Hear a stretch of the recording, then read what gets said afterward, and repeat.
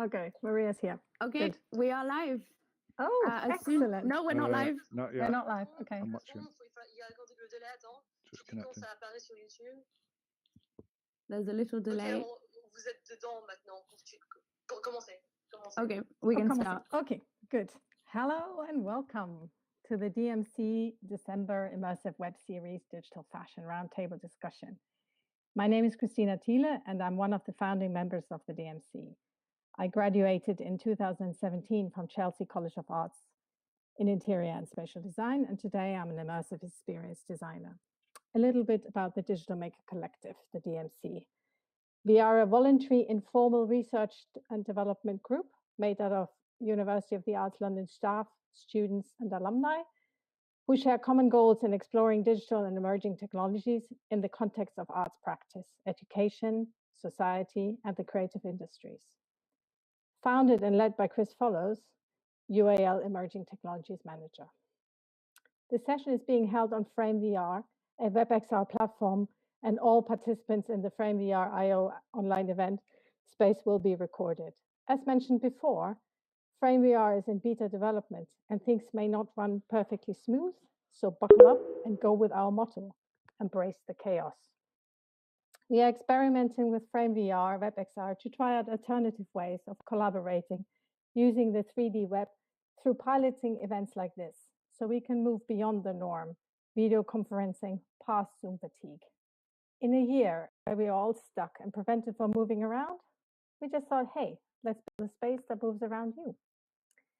Also, a big shout out to Maria, who's joining us tonight, from our amazing partners at Risebox Studios.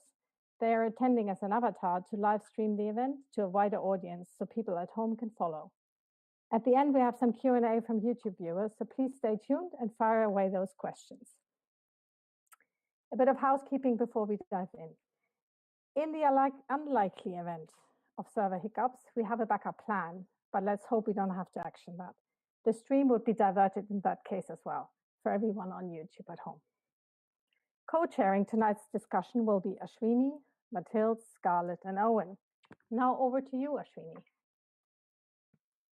Hi everyone, my name is Ashwini Deshpande. I'm a student at London College of Fashion.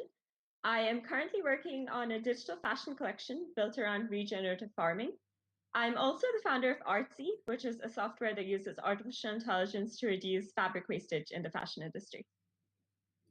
Hello everyone, I'm Owen Davies, a third-year creative direction for fashion student at the London College of Fashion and multidisciplinary designer working at the intersection of fashion and technology with a focus on sustainability.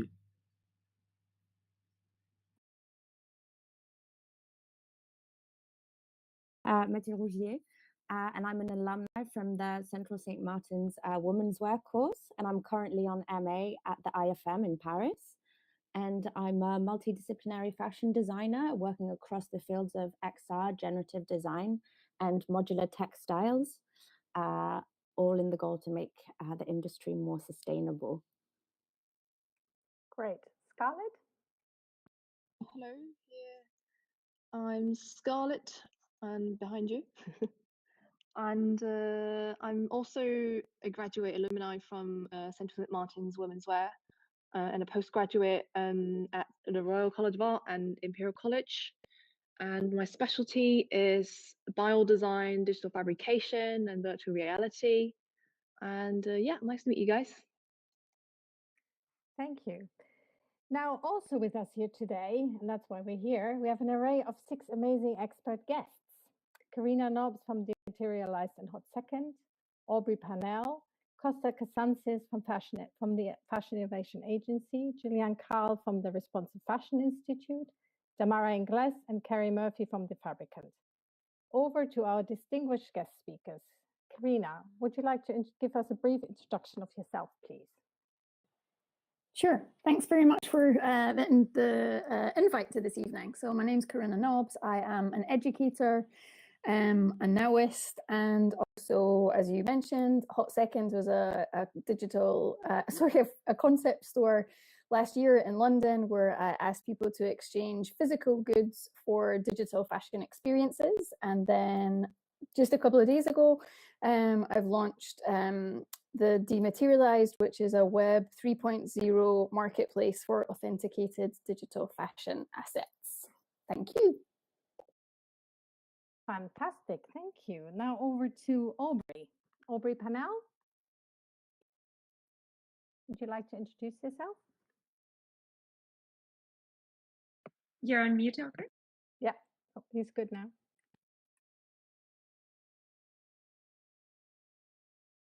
Is not saying anything, so we just might ask Aubrey to refresh. As I said, beta version it is. We can move on to the next person. We can text him separately. Yep. So Costas, would you like to introduce yourself? Yes, can you hear me? Yes, we can. Okay, great. Thank you very much for having me today. So my name is Costas Kazantzis, and I'm a creative technologist working in-house at the Fashion Innovation Agency. So basically, my role and practice involves the development of concepts and prototypes in augmented virtual and mixed reality, which we showcase to both internal and external partners at the FIA. My background lies at the intersection between computer engineering and fashion media production. And also, apart from the development of these proof of concepts and prototypes, we're also focusing on how we are able to articulate our research and basically the knowledge exchange that we produce to diverse student groups within the LCF. So I'm involved in particular workshops and educational sessions. Nice to meet you all, and thank you for having me. Amazing, thank you. Aubrey's back. Aubrey, gonna try again. Would you like to introduce yourself? Yes, we can. Yeah. Finally, well, thanks for having me. Yeah, my name's Aubrey Parnell. I'm also a recent graduate from Central St. Martin's fashion design program. Before that, I was a pattern cutter for a while, and now I'm doing virtual pattern cutting and 3D modeling as a freelancer. So that's me. Excellent, thank you. Juliane? Thank you. Hi, everyone. My name is Juliane. I'm the director of the Responsive Fashion Institute, and we test, develop, and really explore innovative solutions to support sustainability in fashion. We consult companies, we do material research, and we research different areas of sustainability and innovations and trying to make sense into this also. Again, thanks for the invite. It's a fantastic initiative.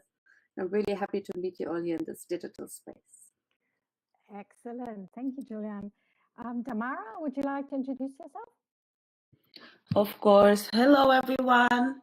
My name is Damara Inglês. I am very pleased to be here today in this XR web experience as an avatar.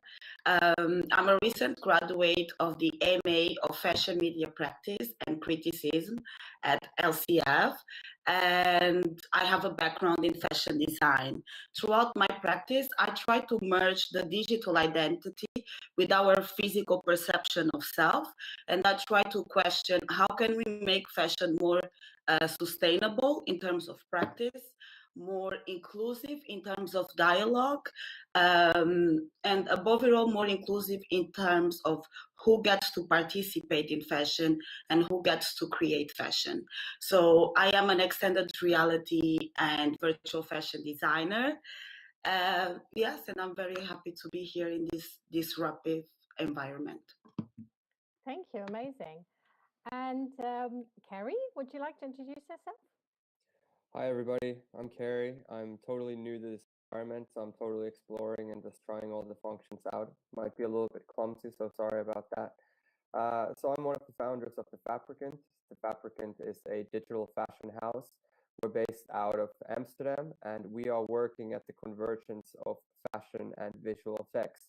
And we say that we're always digital and never physical. We're not interested in working in the physicality of clothing because we're true believers in the digital only fashion space, where we see that there are new revenue models to be made for fashion brands and for designers coming straight out of school. I think it presents a great opportunity to actually monetize own designs, because we've heard that 80% of students actually end up not designing with brands. So I'm a true believer in this digital only space, and I've seen it since the beginning for the film industry. and it's truly exciting to see how the fashion industry is moving towards the digital only space, and I'm truly excited to start actually monetizing digital only fashion clothing, which is really accelerating right now. So happy to be here. Thank you so much. Thank you for everyone for being here tonight. It's amazing. So we will take you on a journey through discussions on different topics of digital fashion.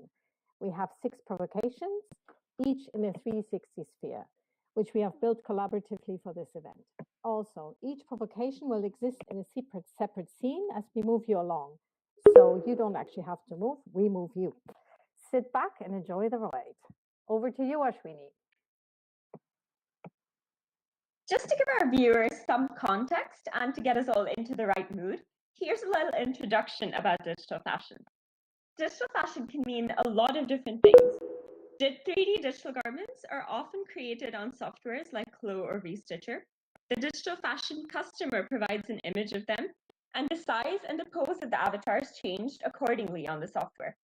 The 3D garment is rendered in high quality without the avatar, and this rendered image is then photoshopped onto the image of the customer. This can then be shared on social media, etc.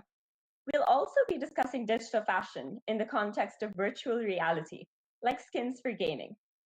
The virtual goods industry is said to be worth billions of dollars. Digital fashion itself comes from the gaming industry. Over the years, we've seen brands like Louis Vuitton collaborate and create skins for video games like League of Legends and many more. From there, it's slowly penetrated into augmented fashion outside of gaming. Although it's still a pretty new area of research and discussion, digital fashion has become very popular amongst fashion designers and fashion tech enthusiasts. Over the last 1 year or so, we've seen digital fashion retailers emerge, like DressX, as well as a lot of independent digital fashion designers.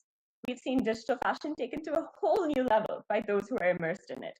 To name a few, The Fabricant, Dematerialized, the Fashion Innovation Agency, fashion brands like Balenciaga and Patrick McDowell, and fashion students, many of whom have been forced to explore digital fashion as a result of the pandemic. We at the Digital Maker Collective are excited to be joined by digital fashion experts to explore various topics within digital fashion this evening. On to the next scene, please. Welcome to scene 2. Our first topic for this evening is, who are the fashion cyborgs? The most common reaction that I'm sure we've all seen when somebody first finds out about digital fashion is, but who would pay for a digital garment that doesn't exist in real life? And fair enough, it's a valid question. Clothing first came into existence for utilitarian purposes. But I think we can all agree that digital fashion doesn't fit too well into that category. Digital fashion is much more about an experience, of being able to curate a virtual persona of oneself. So who is the digital fashion consumer, and why do they engage with digital fashion? In other words, who are the fashion cyborgs of today and of the future? Karinna, you've been creating business models around digital consumers in one way or another for a few years now. How would you describe the digital fashion consumer? I'm almost like I can't concentrate because I'm looking at everything going around. So thank you. Well, it's a really good question. So thanks for answering it. Asking it. I think that because it's so new, it's quite hard to kind of quantify at the moment. So basically what we've done in the lead up to the launch of the Dematerialized is kind of identify 3 kind of major, quite broad segments. So the first would be fashionistas. So we're all here because we kind of we're interested in digital fashion, and I think particularly those fashion consumers who are innovators, who are the types who kind of want to experiment with technology, be first within their groups, to experiment with things, and then also probably those which have a more a kind of a leaning towards sustainability and trying to, again, maybe use technology enhanced programs or apps or content which helps them minimize their impact on the environment. So that's kind of like one. The next one is, as you mentioned already, like the gamers. I think what's really exciting about the gaming community is, one, that it's massive. So like 1/3 of the world's population are estimated to be gamers. Wow. I think, yeah, second to that is the learned behavior of spending money on digital items is already there. So in some ways that they should be easier to communicate with and kind of pull along on the journey. And then the third group, which I'm quite new to, but it's something that, because part of the dematerialized is that you can pay in crypto, and also our digital garments are tokenized on the blockchain as NFTs, meaning that we are starting to get attention from the crypto community as well. And so it's really interesting to see if those three groups, is there one person that fits into all of them? Are they three very distinct groups? And as we kind of roll out from kind of beta into our next version, I think we'll start to see more patterns. So I hope that maybe answers a little bit. Oh, absolutely. That is super, super interesting. Thank you, Karinna. At the moment, it seems to me like digital fashion has not yet truly penetrated beyond those who are part of the creative tech or the fashion industries onto kind of the regular customer. I just wonder, how far are we from making digital fashion mainstream? Damara, do you think that digital fashion will ever become mainstream? Yes, I think that we are already seeing digital fashion becoming extremely mainstream. From a year ago until now, just through this year of pandemic, that has 100% accelerated the way in which people engage with each other, and therefore the way in which people dress and present each other. Virtual fashion will definitely become mainstream, but we are not really sure of what are the motivations and in which ways that it will become mainstream. My hopes is that we will see a sort of hybrid industry where analog clothes can then be updated with augmented and virtual graphics. My hope is that this future hybrid fashion is actually more focused on sustainability than it is focused on producing novelty. And above all, that this new era of fashion is more focused on being inclusive of different bodies, dialogues, ethnicities, and identities, rather than a sort of elitist art world industry. And I think it's very curious to see how in under a year time span, how virtual fashion has grew in terms of investment, in terms of new brands like the Tribute brand, Couture XR, the Replicant brand as well. And also to see how a new generation of fashion students and graduates feel obliged to engage in virtual fashion, to be able to present these shows. And this will definitely impact, these new skills will impact the way these new fashion designers will then produce their brands and engage with their consumers. And this will create a very, very interesting dialogue. I only hope that we don't go overboard and make a virtual version of everything and replicate reality to an obsessive level where this new virtual fashion reality is as prejudicial to the environment and to the self-image of human beings as the industrialized, mass-produced fashion is. Oh, wow, that is an incredible vision and very interesting observations as well. And speaking of mainstream, Damara, I know that you've researched and spoken in the past about technology's potential to essentially democratize fashion. What market position do you think digital fashion will take when it is more popular or mainstream? Do you think that digital fashion will be more of a luxury experience type of thing, or almost like an alternative to fast fashion? Or do you think it's capable of occupying sort of both of those market positions in distinct ways? I think that digital fashion is going to occupy both of these positions, and positions that we can't even conceptualize yet, because it's a completely different realm with different physics, realities, and necessities. I 100% would bet my money that virtual and digital fashion would be a great counterfeit or hyper fake sort of alternative to brands. I also think that in terms of luxury, in the section of fashion luxury, we already see a lot of virtual fashion, but how does it enhance the experience of the consumer? I think that's the main question in a way. For example, Moschino launched that collection where the consumer could buy the t-shirt, the physical t-shirt, and then also download the OBJ version that their Sims avatar would wear. That's a very smart way that a luxury brand can use to then get in a different market. When it comes to fast fashion, there is definitely a space where fast fashion and digital fashion could merge. And for me, ideally, would be in that hybrid sense where you would go to Zara and buy a white t-shirt, and then you would have a Zara app where you can superimpose different quotes, different images, different colors, and different things onto that t-shirt, so that one analog garment can then become over 1,000 different virtual expressions of oneself. But I definitely see virtual fashion as a great way of also helping us rethink what is luxury in fashion.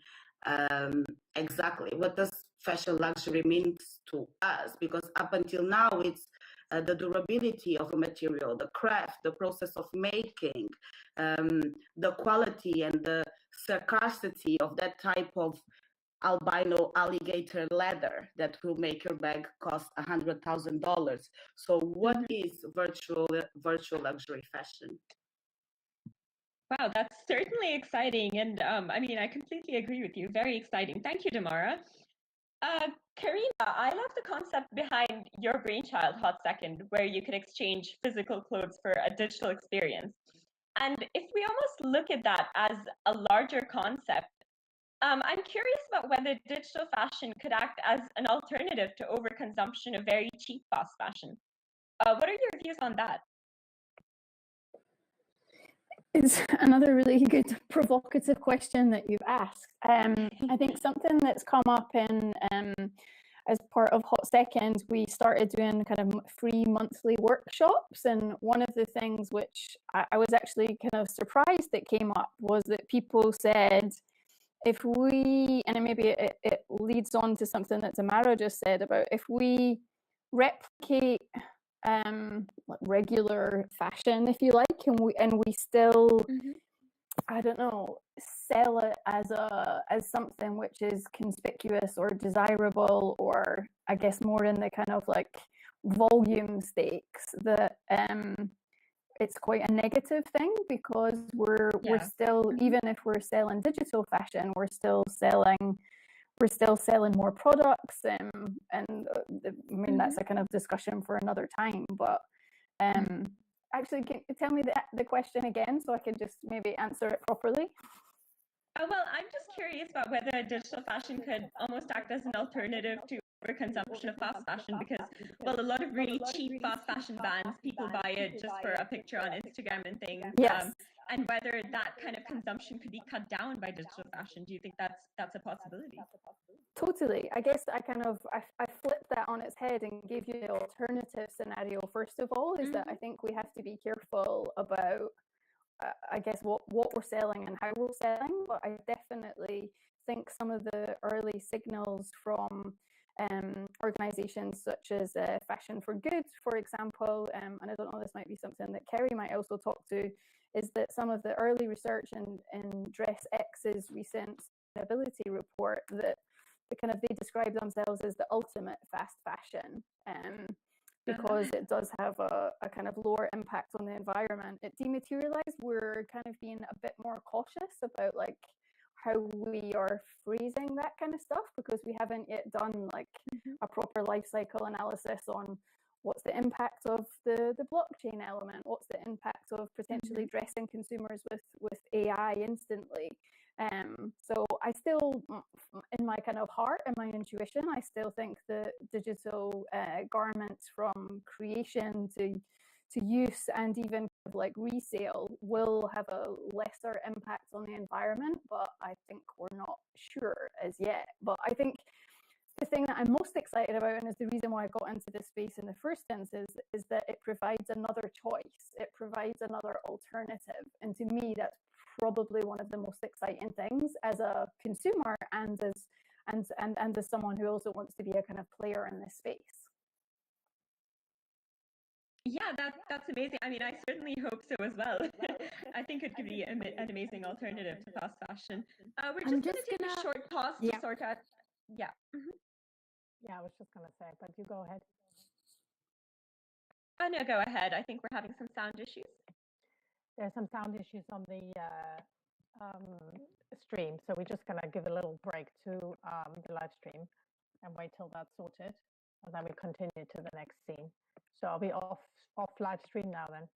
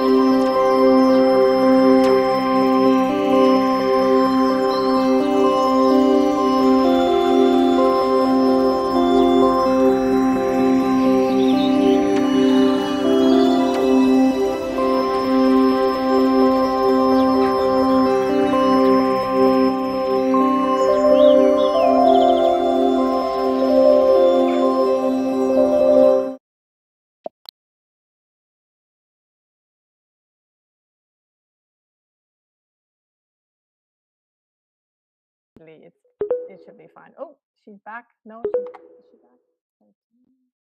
Yeah, she's back. She's back. So we're good to go, Maria? We'll be good in about a minute or two. Okay, cool.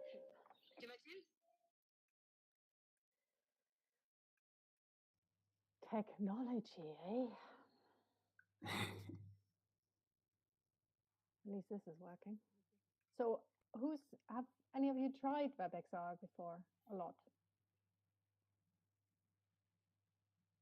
I'm a newbie. Newbie, that's all right. Okay, guys. Oh, we're good. I think we're good. Yes. You good to go, Maria? Yeah, Maria's all good. It's her frame. Amazing. Right, let's get things. Okay, good. Ashwini, can you just say now over to? Yeah. Yep. Now over to Owen. Wow, amazing. Thanks, Ashwini. That's fascinating. So in this next scene, what's the carbon footprint of those virtual shoes? We will be exploring the issue of sustainability and how digital fashion can serve as a potential solution to the industry's growing environmental problem. It's no secret the negative impact fashion is having on our planet. According to the World Bank, it's responsible for 10% of annual global carbon emissions, more than all international flights and maritime shipping combined. In response to this challenge, some designers have been reimagining their approach, no longer seeing the conventional methods they once followed as acceptable, and instead shifting their focus towards digital technologies to bring their collections to life.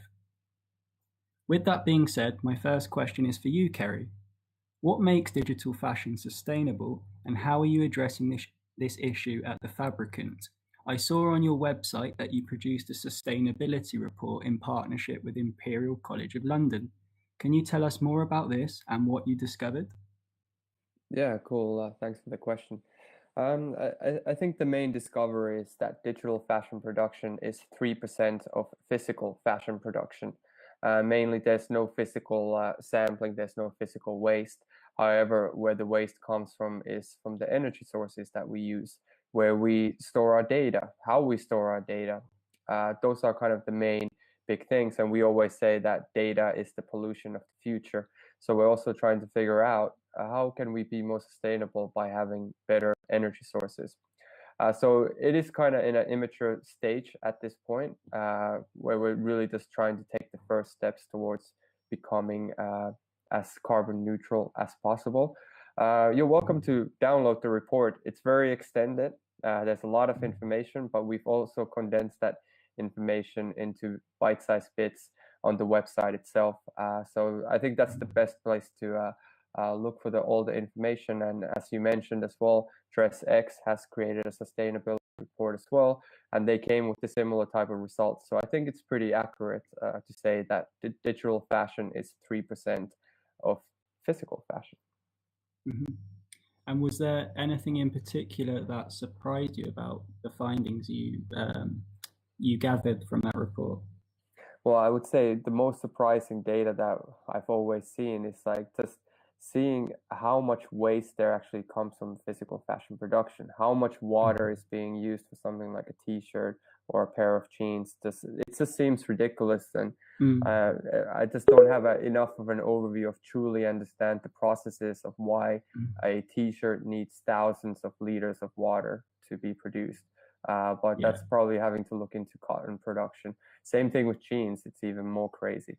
So that's why I believe digital is a viable solution from many different angles. However, if we're going to keep making clothing, if there's still an overproduction of clothing and that industry is still growing, and even though we're creating more sustainable materials and more sustainable practices, it's still not going to basically solve the end problem. And that's why I believe that digital fashion is actually the biggest solution. And my main passion is to actually create a business model where fashion brands can start seeing value in selling digital only clothing. Because I believe that every single physical item that we reduce in this world is already a big win. And this is how we're actually working with brands, trying to help them in sampling digitally. So no physical samples need, but creating thousands and thousands of samples in a digital only way is already a big solution. And one of our brands, can't say who yet, but they did extensive research on how much water and electricity they saved. I can't give those numbers because they want to release that themselves, but there's very soon, some interesting data coming from that of how many swimming pools of water we saved and how many homes of electricity we saved just by doing one season, and those numbers are drastic. Amazing. Thank you so much, Kerry. I'm looking forward to finding out that information, how many swimming pools were saved. Okay, so Juliane, with the development and application of new technologies being a main interest of yours and central to your work, what role do you think digital fashion can play in moving towards a more environmentally friendly sector? Well, I think it can play a huge role because we know so much from the physical fashion, from the old traditional fashion industry. We know the impact, we know what's happening, and still we didn't manage to really implement great changes. And I think with anything new that's being developed, we can really learn from the mistakes being made within the traditional fashion industry, and with the tools or the new tools that are available, really implement them from the very beginning in order to make them useful and implement them properly. Kerry mentioned already the CO2 consumption, the water consumption and all of that. But I think we also, with anything new, have to watch that so-called rebound effect that you have with anything new that you implement. And saying that, if you change something here, it has an effect at another area or at another corner. So, and there's still CO2 consumption, there's still some aspects, and even it's not environmentally, but I think we really have to have a big focus on social impacts as well and social sustainability. And I think we don't know anything from social media as such yet either, but it's like about addiction, is about self-esteem. And I think it has the potential, if done right, to do really amazing positive effect as well. And it can be, like Damara said already, it can be democratizing, it can be generative, it can be healing, it can be really do things that you can't do in a physical space. So in that sense, I see a huge potential. And I mean, we urgently need more regulations and incentive for traditional fashion to become more sustainable without greenwashing. And I think if we can learn from the mistakes and implement them from the very beginning with the right tools, I think it's fantastic. And again, try to avoid greenwashing, even if it's digital or analog, you know. And I also see a huge potential, what Dara said as well, about the going beyond a product, you know, what about services, what about on demand, what about experiences? So I think that in itself, I think, has a really huge potential as well. And you can go more wild in digital than in physical. And you know, you can reach people differently. So I think it's exciting. Yes. Yeah, amazing. So from what you said there, as well as having benefits to the environment, there's also the social side as well, which is it's a perspective that I've not come across before. So thank you so much for sharing that, Juliane. Amazing. So my next question is, well, one area I can see digital fashion certainly making a difference is on social media. And I came across a statistic saying that 1 in 10 shoppers admitted to buying clothes for the purpose of posing in them for photos to be posted on Instagram. Where do you see digital fashion having the biggest impact, Kerry? So absolutely, that's one of the main areas of focus of where somebody like DressX and a lot of the other companies who are doing digital dressing of photos are focusing on, because that amount of returns is a massive issue that brands are experiencing because of that trend. Hashtag outfit of the day is like the most popular trend of kids basically ordering thousands of euros worth of clothing just for that one Instagram picture.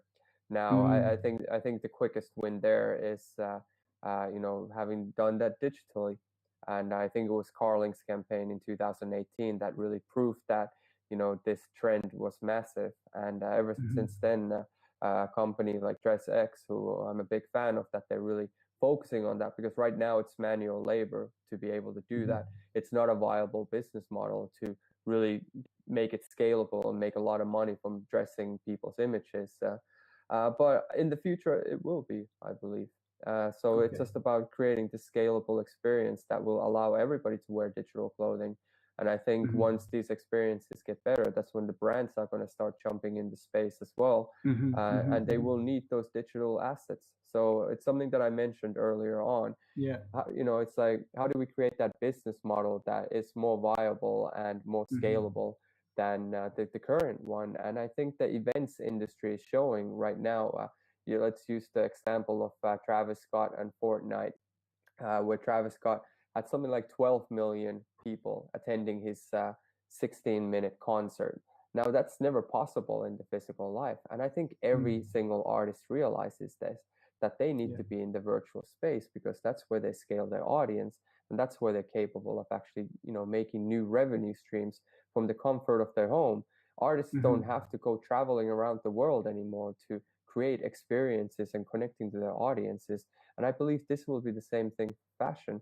As long as, even, let's say, introverted people like myself, who come from a 3D design background, who never felt like a true fashionista, now I have an opportunity to be a fashionista, because what the virtual space offers me is a safe space where I can, very comfortably in my own private setting, just try on different identities and try on crazy clothing that I would never dare to wear out in the streets, yet alone even try on in a store.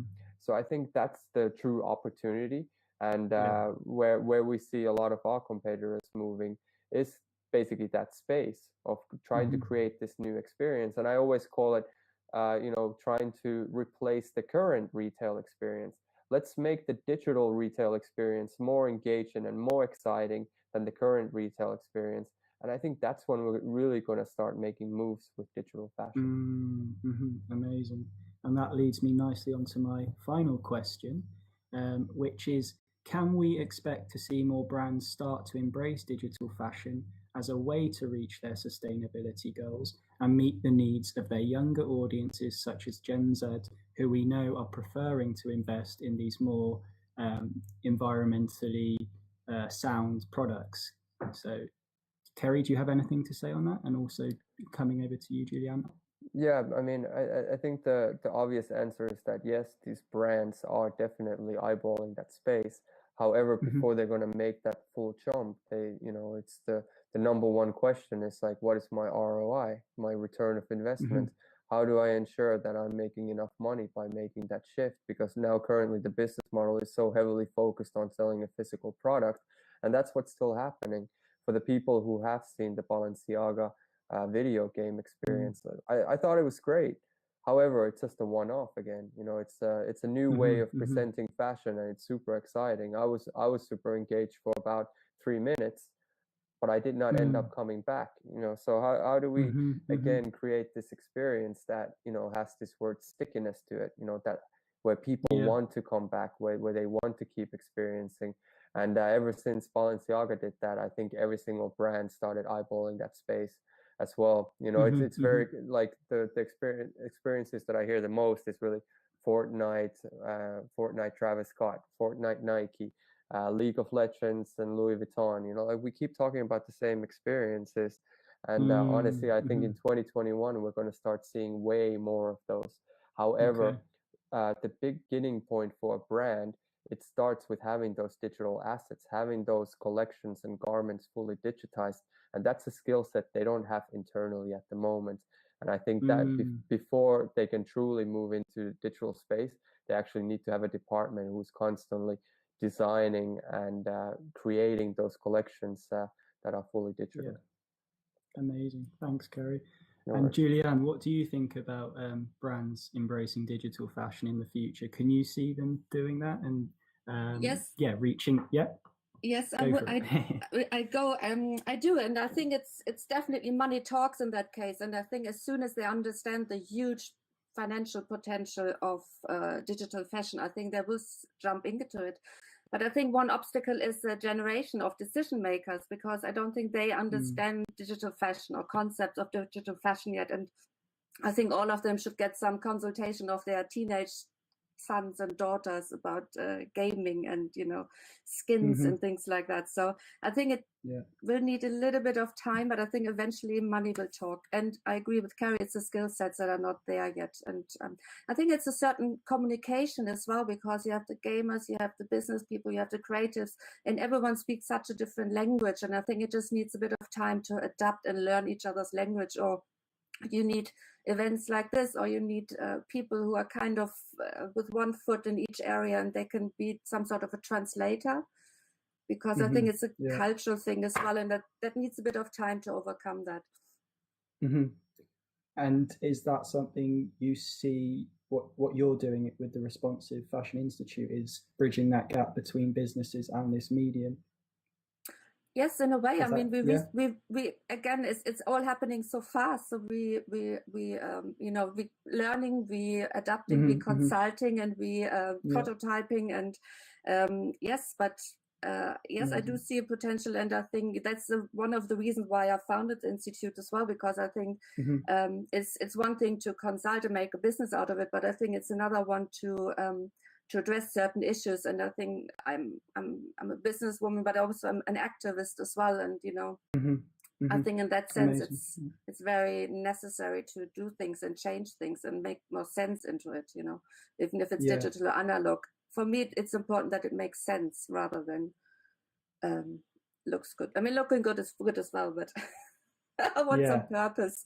No, definitely, and I think that's is what will make us come back to it, like with Kerry saying some of these experiences he's had, he tries it once and then that's it, doesn't come back to it. So purpose being the key there.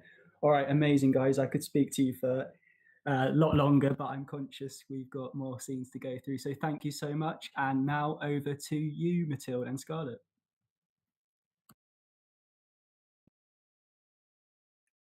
I think Mathilde just left us. So I think, oh, she's back.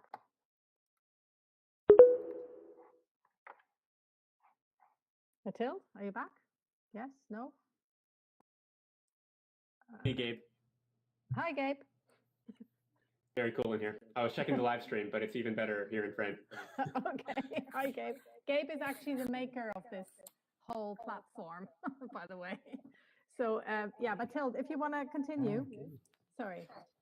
Oh, on to Scarlett at the moment right now. She'll do the text for this one, and I'll do the questions. We're co-chairing. Okay, cool. Okay, I can't hear Scarlett.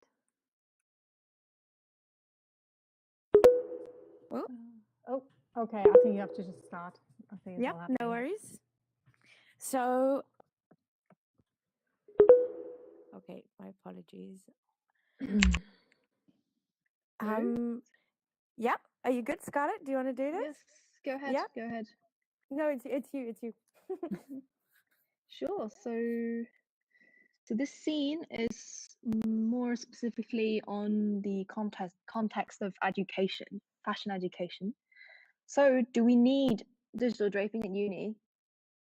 So yeah, as you know, we have a number of young graduates this year and these couple of years, or current students in our panel among the chairs today. And in the middle of the pandemic, a lot of the universities has been kind of forced into online education, digital education, and a lot of the graduate shows or work in progress web shows being pushed into digital mediums. And some university have websites that created film showcases or even virtual collection runways. So yeah, I would like to know, for example, Aubrey, I know that you graduated this year as a class of 2020. What do you think of the pandemic has really revealed this importance of digital design solutions in the education context? Hi, yes, hello, can you hear me? Yeah, all good. Yeah. Hey, okay. Definitely, I think it's really important that we start to incorporate digital fashion processes and methods within our fashion education. I think it really depends on the type of industry that you want to end up in, if it's high fashion, if it's more mainstream or couture, but there should be the presence of it at least, so that you know how the different softwares can go together, what processes lead to the next process, how to go from flat patterning on the computer to a 3D pattern, back to a flat pattern, to the factory. I think that's a really important process that all the students should understand. And I think that having a general knowledge of it is more important than having specific knowledge of all of the different softwares available. I'm going into video games in my own career pathway and moving out of fashion, but I'm finding it's a lot like working within fashion, where the end product is touched by everyone, and it's a huge team effort. And it brings me back to working in ateliers as a kid, and you sell your garment at the end, and you know that everyone's had a hand in doing it. And it's the same sort of process. We need to see how, I got this file from this person in an email, but they've spent this amount of time, and this is how it connects to what I'm doing now. And they have that process in mind too. So I think having that knowledge of how these systems go together is what the students are lacking. And, I've just graduated now, and I'm presenting some virtual clothing. And my tutors at CSM were very excited, really positive about everything I was doing. But you could tell they had no idea what I was on about. It's kind of like telling your grandma about, something you're doing, and they just have no idea, but, they'll root for you anyways. So it would be great to have that presence there. And of course, for more technically focused schools, it's completely necessary. I see what you mean. Yeah, it is. It's almost like a reversal of knowledge now, where your tutors are classically trained, and you are, like you are exploring outside of those like classical means. Like LCF has actually been quite good, I feel, about this digital transition. Same. And I'll ask Damara.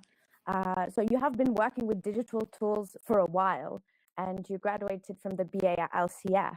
Do you feel like and you're on MA now? You graduated from MA this year from LCF as well, if I'm not wrong. No, I graduated from the BA in 2018 and from the MA last year. Yes, sorry. And you've been working with digital tools for a while.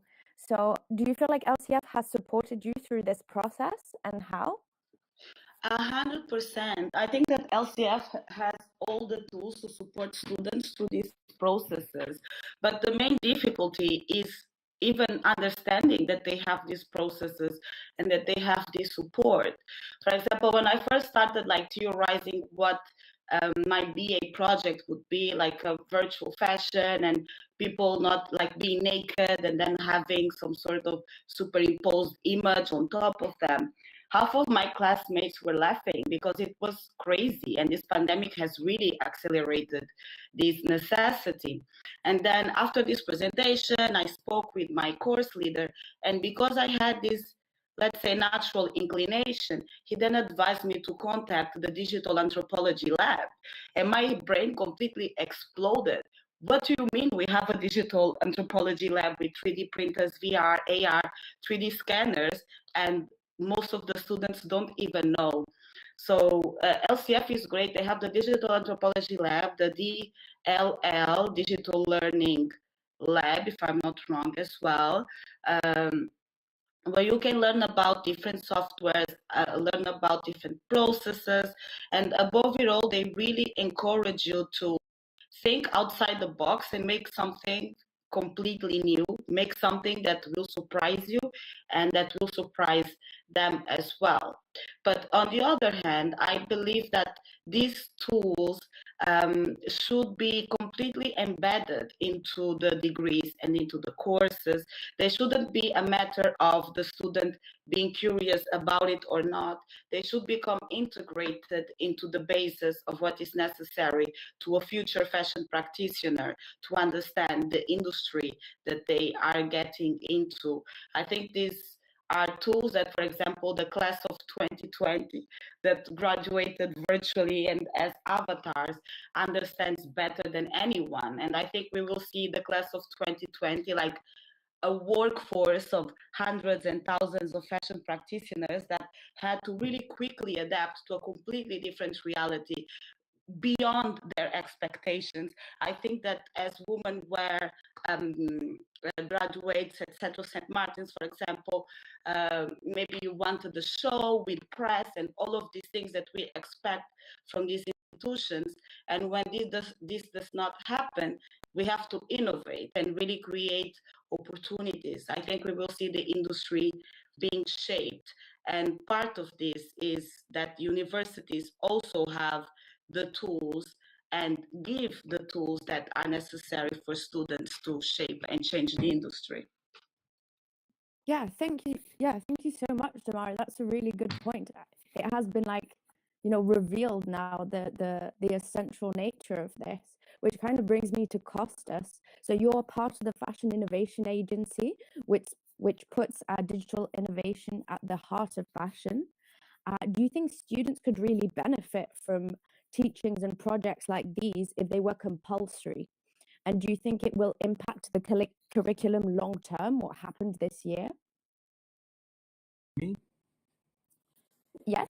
Okay, great. Just checking for the sound. So yeah, at the FIA, our remit, we have a wonderful remit from the college, and it's basically it is to bridge together technology and fashion partners to create proof of concepts and prototypes, which will allow us to envision how the industry might be in 3 to 5 years from now. So we're really focusing on how the future is going to look like, and the main panels that we're looking into are how designers make their collection, how they sell their collections, and how they showcase their collection. And within the project that we develop, a lot of it is basically how do we create knowledge exchange and how do we create pathways to educate diverse student groups in regards to the utilization of these kinds of tools within their practice.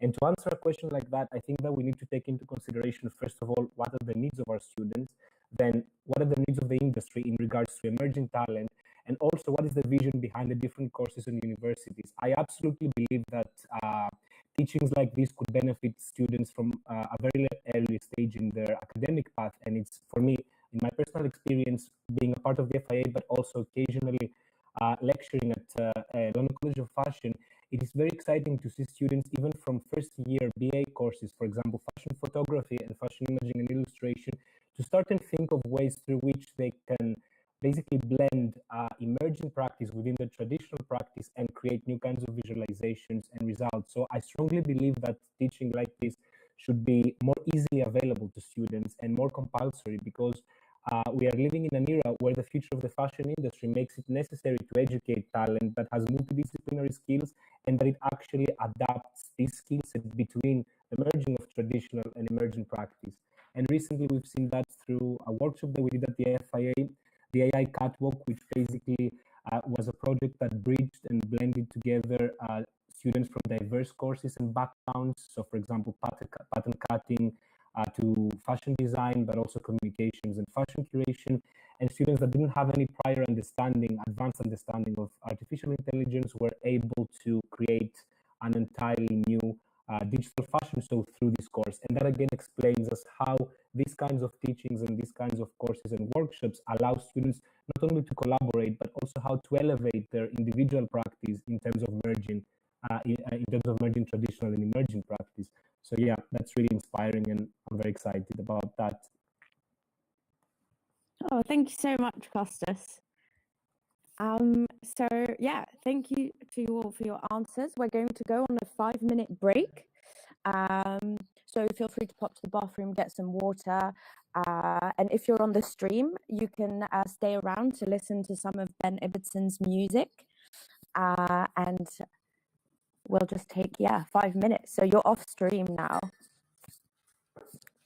Yay. Yay, well done, That's everyone. going really well. Thank you, guys. Hey. That sounds really, really good. Thank you. And that was Gabe from Frame. That's hilarious. So Gabe is actually making this platform. He's the WebXR creator of Frame. So I don't know why. Amazing. But yeah, he just wanted to check it out. So great. Very sweet. That's so cool. Do get some water and take this moment to I'm just gonna take a quick break away from the screen, stretch, get some glass of water. 5 minutes. And then when we come back, Go on, Chris. I was just saying when we go.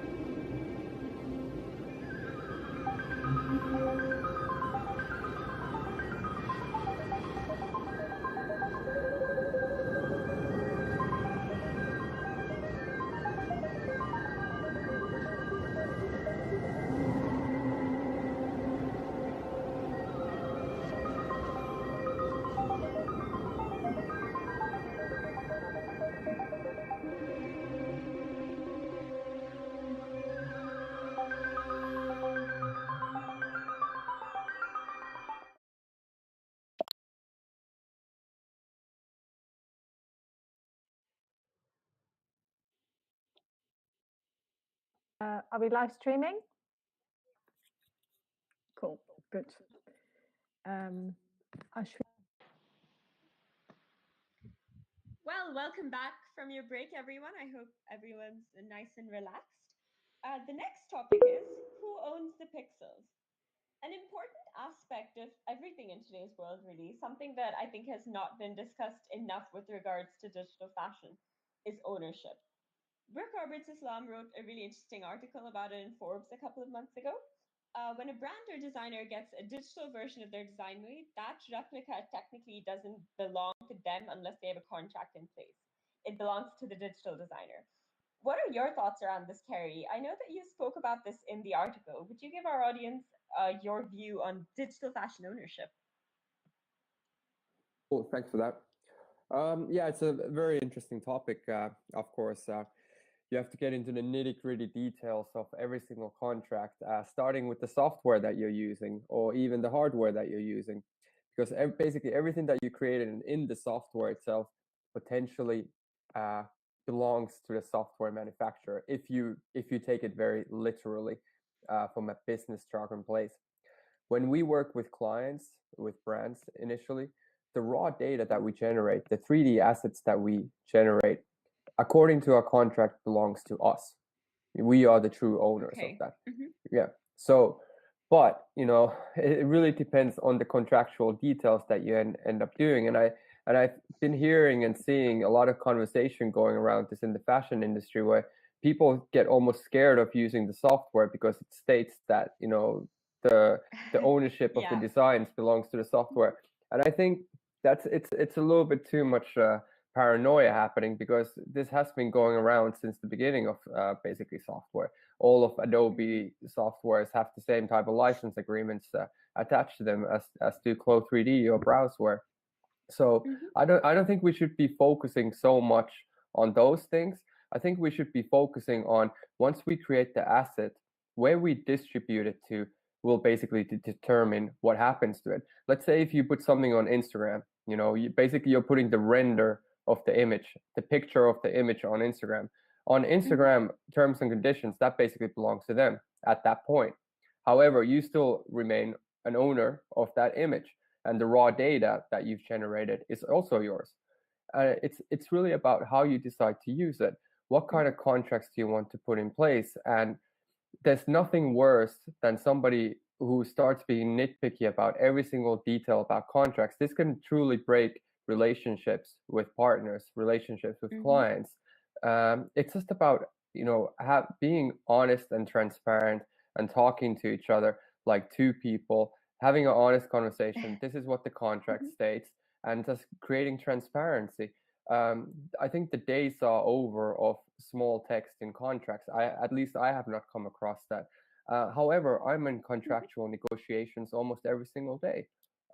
It's just a part of it, because everybody, of course, tries to create a very transparent way of seeing and understanding. A contract is basically an understanding between two different parties on paper to say, I own this, you own this, this is what you can do with these assets, this is what I can do with those assets. But it's still a piece of paper, because if I just call up my client, who I have a very trustworthy relationship with, and I ask this person, be like, hey, can I do this thing that is, says in the contract that I can't do? And if my partner, my client, gives me consent at that moment, then it's completely fine. And that's the way I go about it. It's nothing more, nothing less than just a trusted relationship between two different partners. Yeah, I mean, that makes a lot of sense. Thank you, Kerry. Yeah, that just simplifies everything, really, and it makes so much sense. But in a sense, digital fashion, as you kind of said, it makes it easier to make counterfeit items as well. So who's responsible for monitoring that? And how do we ensure that that doesn't happen? I mean, from what I understand, in gaming, there's a whole full-blown digital black market. And that could easily happen to digital fashion as well. How could we prevent that? Or rather, should we prevent that? Juliane, do you have any thoughts on this? What are your opinions on this? Yes, I do, because to be honest, I'm not an expert on gaming, and I had to consult my teenage son earlier today to give me an insight. So, but as far as I understand it, the main issue of gaming and counterfeits is the issue of the black market. It's about liability in the trading process of real money of trading for digital goods, and I think we see lots of similarities there. However, there are some insights from the gaming industry that could be really used for the digital fashion industry, because it's kind of a natural evolution of an exponential transformation, the same that the video game industry experienced as well. And I think anything that is preventing the use of hacking, using illegal methods to acquire items with the proof of authenticity, I think is fantastic. And we know blockchain is great for that. And Karinna is going to probably tell you more about that with her project. But what's been seen is that that price cutting can be very effective to reduce consumer piracy in gaming. And on the other hand, I think the gaming industry saw it as a positive effect to offer something as a free version or like a counterfeit copy, and then the consumer in the end bought it as a product because he or she decided to buy it as a legal copy. So it's more like an incentive. And as we know it from different areas, from design or from programming, sometimes it can be a complement to be copied. And like if you look at open source concepts from programming as well, I mean, copying and hacking can be a really interesting aspect to prototype something and to really see if it's good or not, or if it's useful or not. And I think in that sense, it has a huge potential to really learn from the experience of the gaming industry. For example, if you look at price systems or revenue systems, how you can give incentives for engagement and offer more products and things like that. And the gaming industry saw that reduced the amount of counterfeits being done. So I think it can, don't fight it. I think you should embrace it more. And especially as everything is being created as we speak now, digital fashion, I think the fashion industry can learn, the digital fashion industry can learn a great deal from the gaming industry. Can I just add to that? Sorry. Oh, absolutely. Oh, sure, of course. Yeah, I really like those thoughts, and I would just love to make the other example from the music industry. You know, when Napster came out and everybody started downloading music for free, it disrupted the music industry. But through these disruptions, we've seen a lot of positive things happening, such as Spotify. I pirated music for about 15 years, I would say. But when Spotify came along, I stopped pirating music because finally there was an experience that I felt like it was good enough that I wanted to pay for, you know, that 10 euros a month that I pay for Spotify. I think it's totally worth it than having to go through the pain of, you know, finding those cracks for the music. And I think, you know, pirating in the music industry, in the film industry is of course massive as well. And then we start seeing services like Netflix and HBO popping up that to me still are not fully there yet, but getting very close. But you see that it's like consumers are super happy to engage with those services.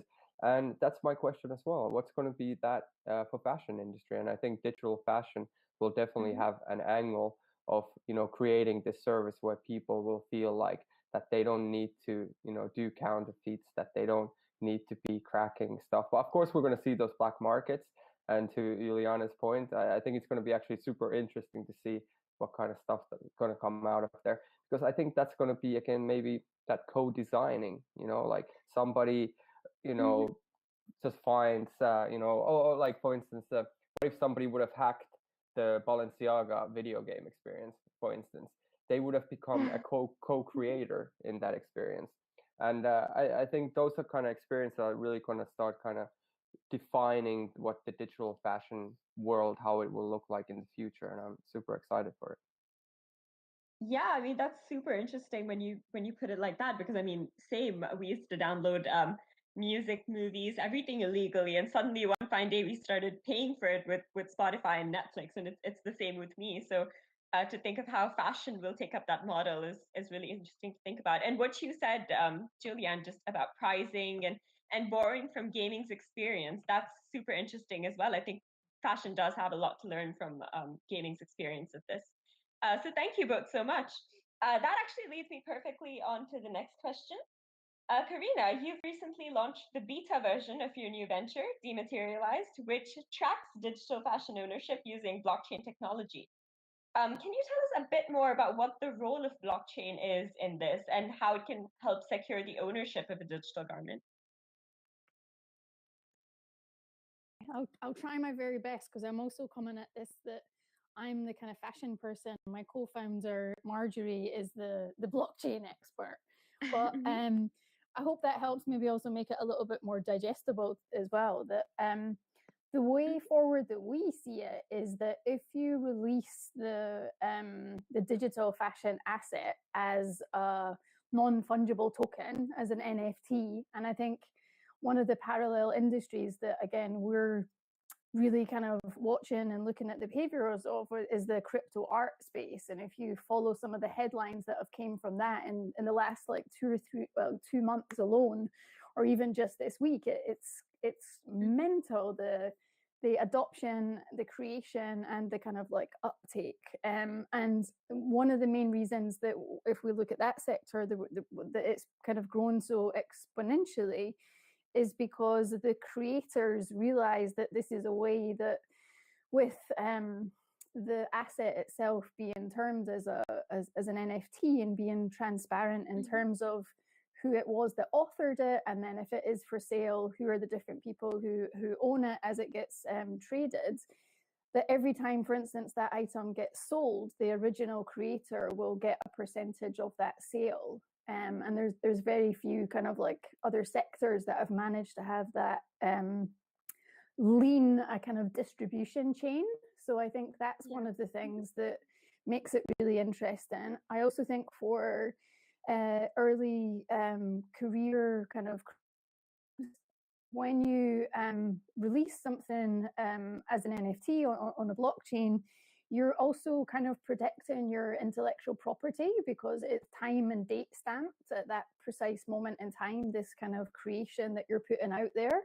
And I know that some creators at the moment have to kind of use some very old school methods if you don't have time to like patent or things like sending a letter to yourself, or like old school things like that. So I think blockchain really offers like so many different opportunities. And I think something with my kind of PR or kind of marketing hat on is that I would love to be able to have a magic link in the blockchain profile of a garment where I can watch a video and actually see the face or faces of the people who've created it, and understand, like, one of the things we were thinking of is what kind of music was the creator listening to when they were doing this? What kind of inspiration? And I think like the provenance and the storytelling aspect, there are a few brands who have kind of experimented with this previously, but they've done it like purely on kind of like data and numbers.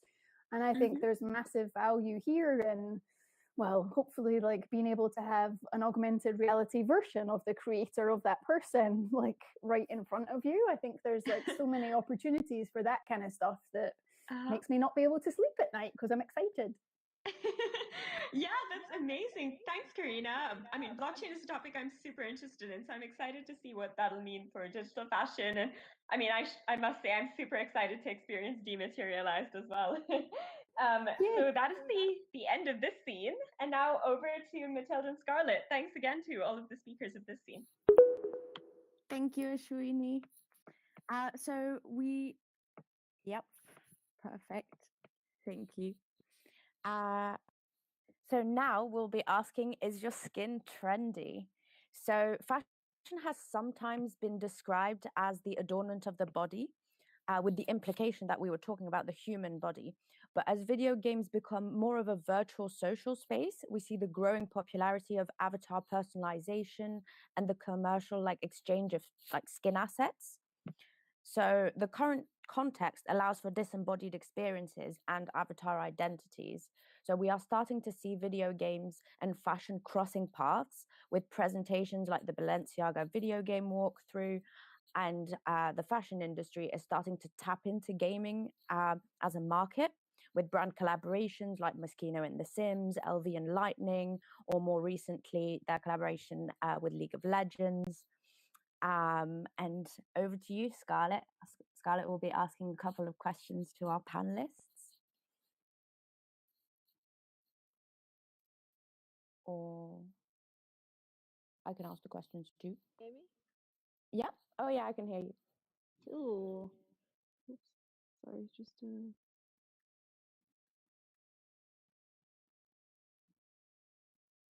so. Oops. Sorry, guys. I'm just trying to figure out. So yeah, I have a few questions for this topic for the panelists. So I guess this is not sorry about this. Just trying to figure out. Okay, again, I would like to ask Aubrey. I don't know where you are. Is Aubrey here? Can you hear me? Hey. Hey. Hey, so yeah, well, we actually both studied in St. Martin's for fashion, although we're not in the same pathway, but we graduated both from class of 2020. I'm quite interested in so after you study 4 years in fashion design, you've chosen to go into more like, say, designing for avatar fashion game skins, assets. So how did this kind of a shift happen? What's your decision? Yeah, Behind well, it? I was originally brought to fashion through the sort of world building practice of brand building and kind of being able to create all those feelings from wearing a garment and from being immersed into a brand and feeling like you're part of an experience. So it was sort of an easy transition for me. But it originally started because at our school, a lot of the projects, the final products could just be images of garments. And so I really wanted to do these massive garments, but I didn't have the space or the money to do it. So I started investing in my 3D skills to bring them to life instead. And I love the 3D space because you define your own physics. You can basically do anything you want. And as Kerry mentioned earlier, a lot of these brands have such a hesitation to hire people, within their own company to do these digitizing tasks for them. So that's why I've kind of provided that service as a freelancer on my own. But within video games, it goes back to that whole team element. They're already doing this as a team. And so that's why I've kind of drifted over to that way. But I love the whole concept of customization. You put on a new garment, you buy something new, you feel a different way about yourself. You can believe that you'll be able to do different things or act in a different way or feel a different way. And it's a very tactile change very quickly. And it's the same in video games where you can maybe get a new skin and it has these properties that also allow you to do this, or it has some really cool animations when you do certain moves and stuff like that. So I just think the limits are really boundless. And you can really capture those feelings. A lot of time when I tell people that I'm doing virtual fashion instead, they're kind of bummed out because they don't understand. They say, oh, how can you feel something? How can you get something emotionally from that sort of experience? But I kind of liken it to watching a movie and crying, or, in my case directly, like playing a video game and it has such a moving storyline. You're really invested in these characters, and it's just something that it is an experience, and it can be really beneficial in a maturing process and growing as a person. So that's why I've kind of go over to that area. Yeah, that's super interesting. I mean, yeah, I kind of had the similar thoughts also.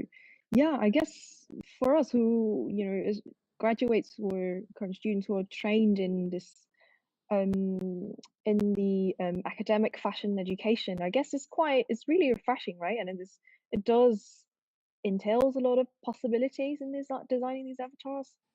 Definitely. And also, sorry, I was going to say yeah. with collaboration as well, being able to just send something over and have somebody add to it, have somebody change it, you know, even just building something that is already existing physically in the virtual world. So many new ideas come up instantly.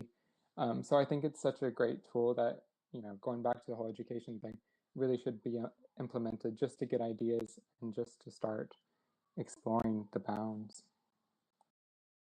Yeah, definitely. Yeah, there's so much to explore, and definitely collaboration's key, I guess, right? And I have a question for Damara. Hello, Damara. So I was looking at your social media, Instagram, that you proclaimed yourself as a fashion tech cyborg. That's like super interesting to me because yeah, it just instantly reminds me of Donna Haraway somehow. And a question for you is: do you feel like the idea of this avatar, or like the link to cyborg theory, is becoming more and more accepted to talk about as a topic in fashion and like mainstream trend industry? Yes, definitely. It's 100% based on Donna Haraway and her theory and the cyborg manifesto, and how we are this hybrid of machine and organism, and we are self-present in our interaction and expression in technology. I consider myself a fashion tech cyborg because I had the opportunity to participate on this workshop, which was painting in VR, actually at the Digital Learning Lab. And from the moment I was painting in VR in Google Tilt Brush, and the presence of my body was not there physically, like you are not able to see your body or your feet. The only thing you see is the two controllers, and one is kind of like a paintbrush, and the other one is a pointer. And in that point, I realized that, wow, I am not commanding the machine, I am inside the machine. And it also made me think of all the different ways in which I already am inside the machine, just interacting in social media every day, being co-present with other bio avatars or hybrid organisms that exist in these realities, really allowed to explore beyond the idea of what it means to be human and what it means to be alive. Fashion cyborgs address and dress the embodied self that is also expressed to digital. And they are those who understand that the post-human body exists beyond its biological format, and it's compressed and converted into different ways, like JPEG files uploaded as MP4 files or downloaded as OBJ avatars or FBX moving figures.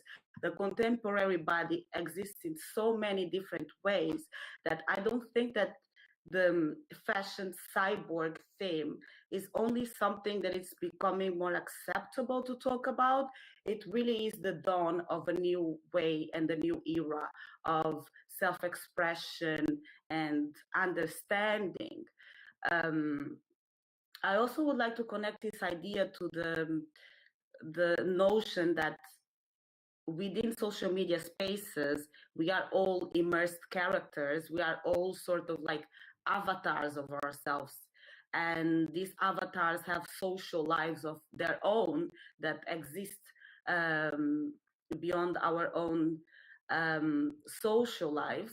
And how can these avatars then be expressed and dressed? And when I say that we exist or we experience this avatar life within social media environments,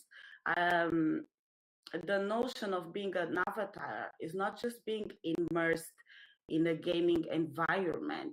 It's about being immersed in a digitized reality that you contribute to and engage with every day. So in the same way that the habit makes the monk, I think that interacting with technology every day also makes our phenomenal body and our cyborg self more relevant and more pertinent. And as we engage more and more with social media technologies, gaming environments, for example, this amazing frame space we are in, the more we sort of become characters of this massive immersive game that we create with digital tools. That's super interesting. I really like the idea of this, what you're saying about the hybrid organism. So Yes. I guess, yeah. Yes, definitely. I love this idea that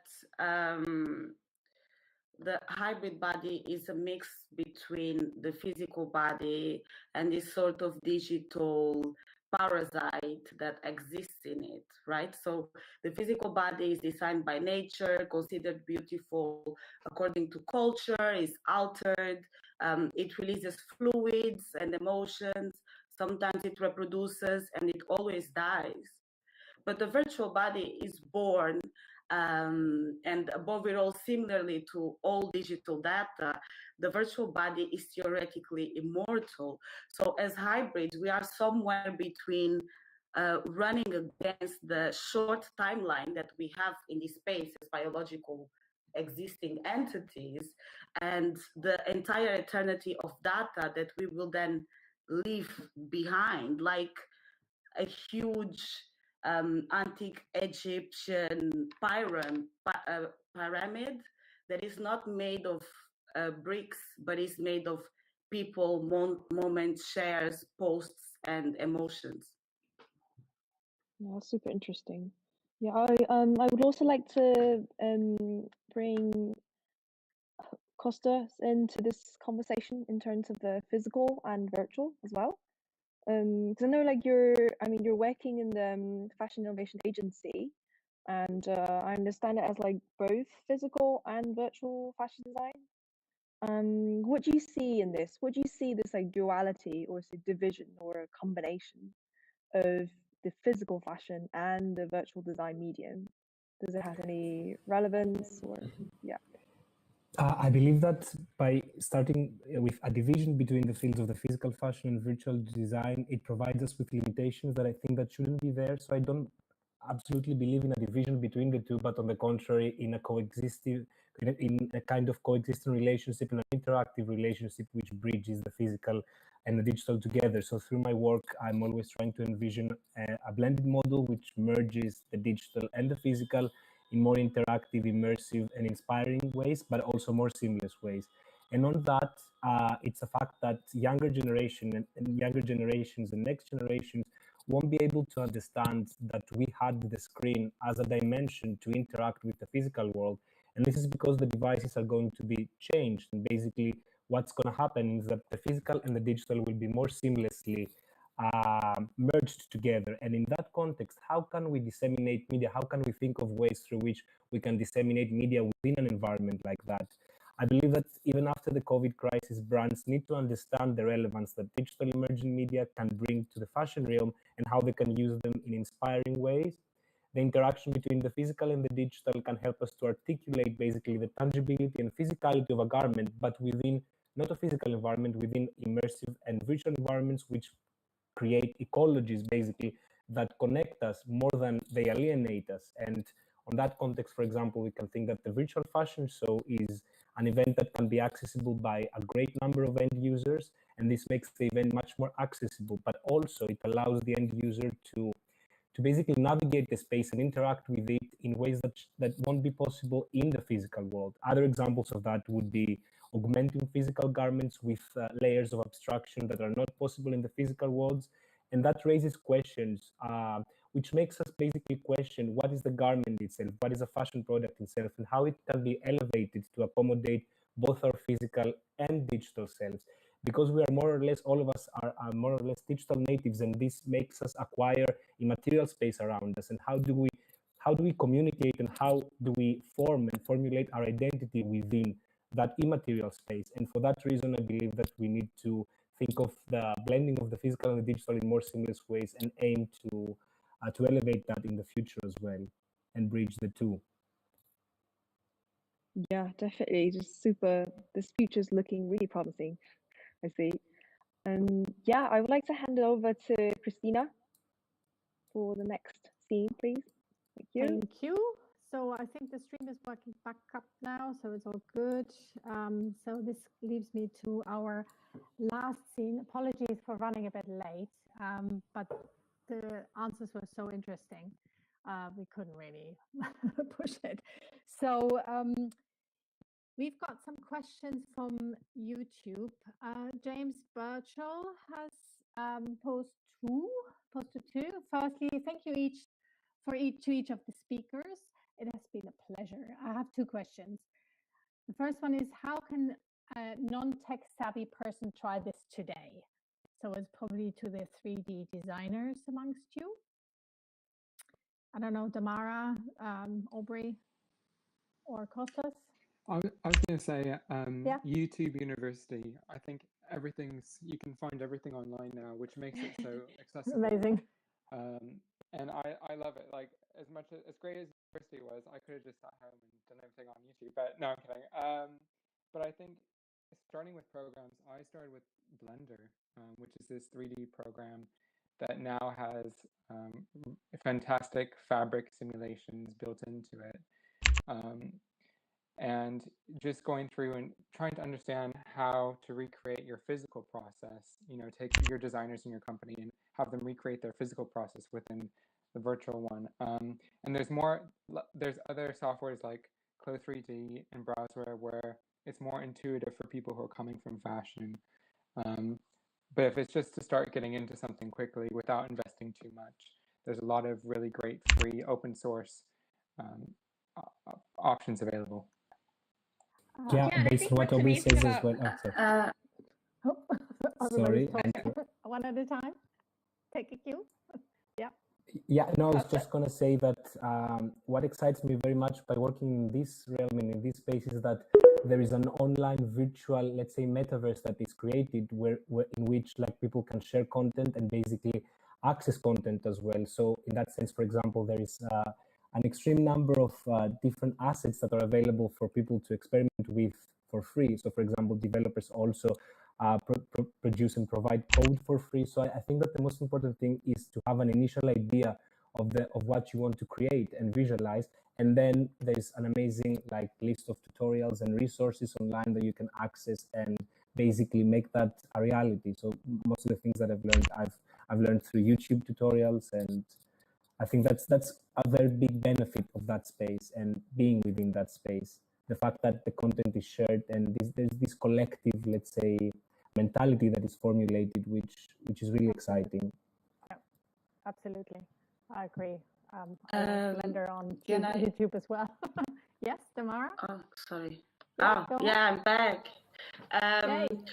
So definitely the University of YouTube taught me a big part of what I know, but I would say that definitely join a 3D design collective where you will find people that can support you 24/7 and in different areas of 3D design. For example, one of my first steps was joining the DigiGirl collective with over 100 3D fashion designers from across the globe on this WhatsApp group where when I'm working on my computer at 3 a.m. in the morning and the software does something that is not meant to do, I can just drop a message and instantly get a reply. Or also the immersive kind is a great technologist collective as well, of which Scarlett is also part of.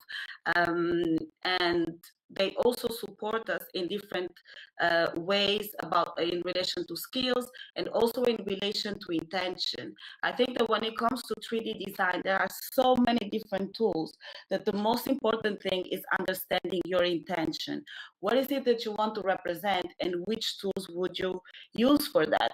For example, I never used Clo3D, although I love the way that the fabrics flow and are rendered.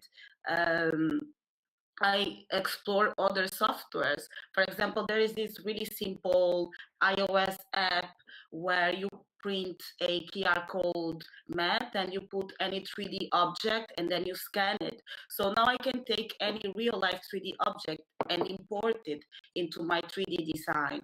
Or for example, I work a lot with Google Tilt Brush. There is a different tool more used to create immersive VR experiences, but also allows to experience in this linear between painting and sculpture. So it all has to do with what you want to create, what you want to communicate, and finding a community that will help you with the tools to achieve that. And how it's being posted and what form it's going to take. Oh, great. Thank you. That's really insightful. We've got a few more questions from Ana Luisa Sampiaio. Hi, everyone. I've got one question. Why aren't more brands converting to digital collections? New generations are eager to try something new and to share it on social media. Maybe we covered this a bit, but maybe somebody wants to say something about that? I think I can talk to it, and I'm sure others might want to add as well that there is a real appetite, and whenever you speak to brands and have conversations, everybody's very excited, and you get to speak to the most important people within the brands, but there's still a reluctance because nobody wants to be first. So I think slowly but surely we're starting to have these kind of landmark milestone cases, and back to maybe what was mentioned earlier is as soon as it is proven as a and it's a kind of shame, it's kind of down to money in some ways, but as soon as it is proven to be a revenue stream that and not just PR and doesn't just attract you a new audience, although I think those are both also very significant, there's going to be a massive domino effect, and it's going to be really fast, and everyone in the room will be even more in demand than they already are. Yeah, true. I mean, she also mentioned that she talks a lot to people about digital fashion a lot and still don't understand the concept. So maybe it's also a question of making it more accessible, maybe, to people who might not be native to the terminology still, like there was an article a couple of weeks ago in The Economist that talked about digital fashion, but it wasn't really about digital fashion at all. It was about live streamed catwalk shows. So there's definitely, we need to collectively create a dictionary for digital fashion, perhaps. Absolutely. Let's do that. You heard it here first. So can I just add something on that? Sorry. Sure. I was just going to say, there's a huge rise of these cross-platform games now where you can pick up the same game on multiple devices. And so a lot of people will feel more comfortable purchasing a skin or something for their character because they know it will last longer, or they can play it on, they've got more options of using it.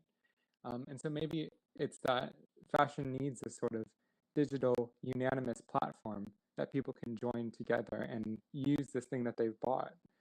And maybe that just isn't here yet, or maybe that's in the works, I just don't know, but that's kind of where I see the lapses. Where is this product going to be utilized all the time? Okay, fantastic. I think we're about to wrap it up. Do we have time for one more question? Yes, do we have time? Yeah. What's the consensus? As you wish, guys. I think the stream can go on for a little bit more. If you guys we're not going to keep you the Christmas promise. Shall we do one last one? Yeah. Go for it. Another one from James Birchall. Traditionally, we have designers that specialize in dresses, hats, shoes, and accessories. Or do you think we will live in a world where a digital fashion artist naturally will do it all? Back to the designers. To add to that, just seeing from experience of having come from the film and visual effects industry and 3D industry, what 3D has done, it's really combined a lot of craftsmanship together, where a traditional 3D designer potentially could be an architect, could be a product designer, can basically design anything that's in 3D.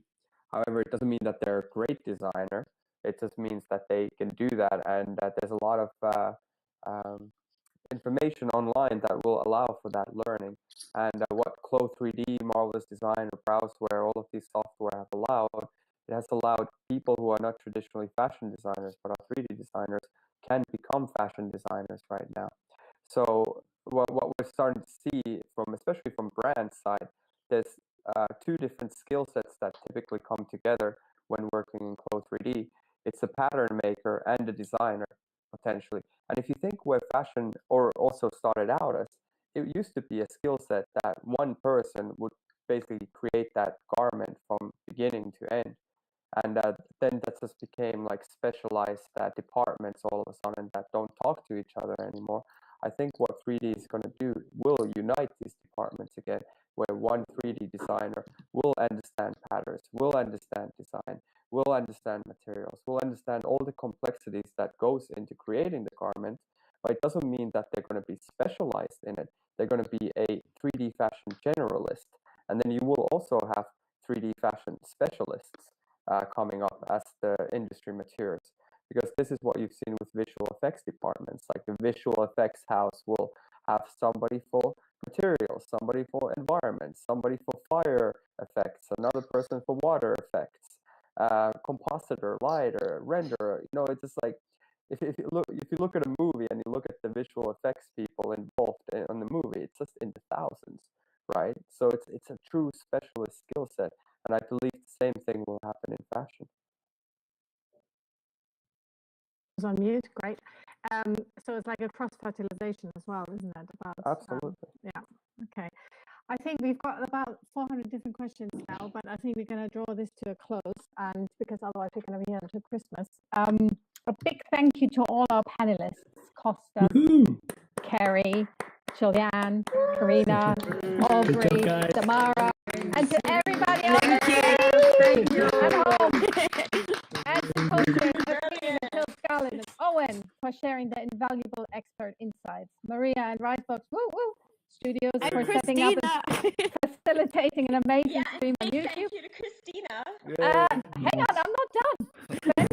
For the intro music, and Gabe, who was here earlier, and the whole team from Frame VR for pushing boundaries of WebXR and making events like this possible. Chris and the DMC for believing in furthering technologies in education and beyond, and generally all for being here tonight. For those interested to visit the Frame, for you at home, we'll leave it open and we'll share the URL in the YouTube channel after tonight. But for now, until next time, have a great end of the year and see you all very soon. And also, informal meetings will carry on after today because we think this has a huge potential. So a bit less structured than tonight, but you can just come in, check it out, maybe meet someone and chat about all digital fashion. So please sign up to the newsletter if you are interested, and we'll send you some info. So I think we should do a group picture. How about that? Hey, let's do it. Yes. Great photo. Where are we going? Where are we going? Around you? Around me. Yes, let's all the group. So who's taking the picture?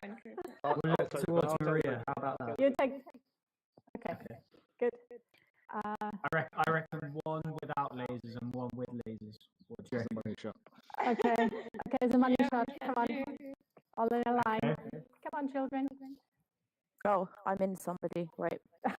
That's not a good thing. How's that looking, Chris? Looking good. Oh. Do we want to line up against these white little tablet things instead? Might be easier to... Might be easier. Yeah. Oh. Yeah, you just go and I come in a bit. Right. No, you didn't. Kerry, you realise you are a robot. So why are you standing there? Shit, I forgot. I have to refresh. I don't know why. Press C and redo your avatar quickly if you don't want to be a robot. I can stand in line. Is that how we're standing? Okay. Are we here? Cool. Sorry. That's all right. Everybody here? Yeah. Yeah. Chris? Yeah, I'm on it. Just 1 second. Yeah. Say Karinna, yeah. Karinna, Yeah, Karinna is not in the picture. You have to come over here. Come on, Karinna. Come on in. Huddle.